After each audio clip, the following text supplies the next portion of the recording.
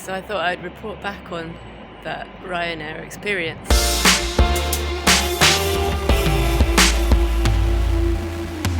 Hello and welcome to the vlog. I'm on my way to Finland.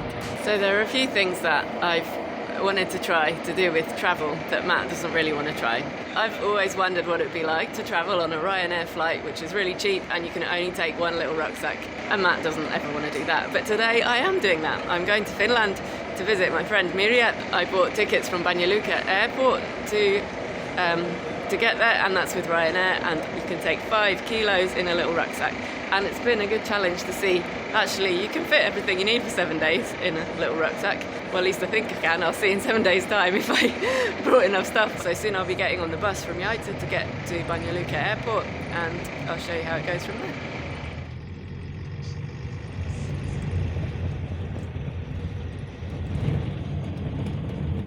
So I'm now at Banja Luka bus station, and I'm going to be getting a bus from here to the airport in about 5 minutes, I think.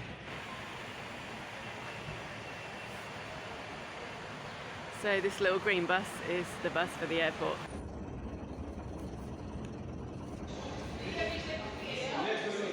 It is probably the smallest airport I have ever been in. It's like, that is it, the departure lounge.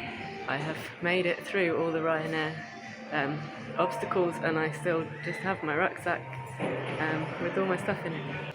So there's a plane that's just arrived, and it seems like that is going to be the plane we're getting on, but I'm a bit confused because it says Malta Air on it and not Ryanair, and I'm not going to Malta. So we are going on a Malta Air plane to Stockholm.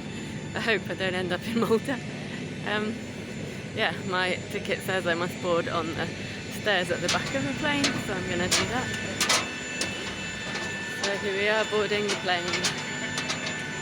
Boarding complete, 8 at the back seat. The plane isn't full and I've got a whole row to myself, even though Ryanair warned me that if I didn't pay for my seat, I would be put somewhere randomly, which would be in the middle of a row and in the middle of the plane. Oh no.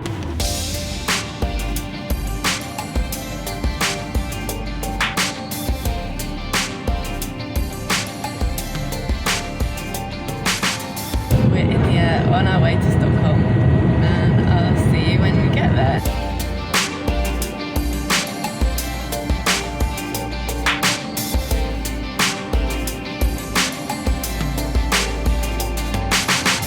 So we've arrived in Sweden at the Stockholm Arlanda airport. It's my first time in Sweden, and it is really hot and sunny, which is so nice after months and more of rain every day. Back home. It was a good flight, and so far so good with Ryanair, I would say. A successful experiment, and now into the airport. So that was a weird experience at passport control. It's the first time I've felt like somebody is suspicious of me or something. I know people get that kind of thing all the time, but this whole Brexit thing, European Union, before you just show your passport and go through, no one questions you anything. But this guy was like, why are you here and when are you going to leave our country? And I had to show him my ticket back to Bosnia to prove that I was leaving in 7 days' time. So that was kind of weird. I felt like, you don't really want me to be here, do you? I'm sure that's not what he thinks, it's just the rules. But it's weird being on the other side of those rules, having travelled so much with an EU passport and not had to worry about those things. Now you understand what it's like for people from all those other countries where they have to get visas and millions of stuff. I haven't bought a ticket that's like a connecting flight. I've bought 2 separate tickets, so now I need to leave the airport and then come back into the airport to get my other flight. So I'm sitting outside Stockholm airport because I've got like 4 hours or something until my next flight. So I thought I'd report back on that Ryanair experience. I've heard many bad things about Ryanair, but really it was fine. So here is my rucksack. Usually when I travel, I think, oh, should I take those trainers or those trainers or those trainers, and then I take all 3. But this time I just got the ones that are on my feet. It's amazing when there's a restriction on what you can take that you can be so decisive, and actually you really don't need that much stuff. Well, I'm only on my first day, so we'll see, but I think it will be fine. Matt says I should have some philosophical thoughts for this vlog. So one thought is, why did that passport control experience make me feel like, I feel like I have the right to travel wherever I want, whenever I want, and that has been my experience. We go to Croatia quite often, and that's in the EU, and they never ask us when we're going back or anything like that. I feel like the world is mine, I can go wherever I want. And when somebody asks me, why are you here and when are you leaving, I'm like, well, what right do you have to ask me those questions? But actually, for most people in the world, they don't have that privilege at all. And there are people who can't leave their countries, or there are people who are trying to escape from their country, or there are people that want to enter into a country and they're not allowed into it. The world isn't open and free to everybody. I've been in a privileged position, and I still am, really. I mean, he just asked me a question, and all I had to do was show him a ticket, and it was fine. But it was just strange, and made me think that I feel like the world is mine and I can travel wherever I want.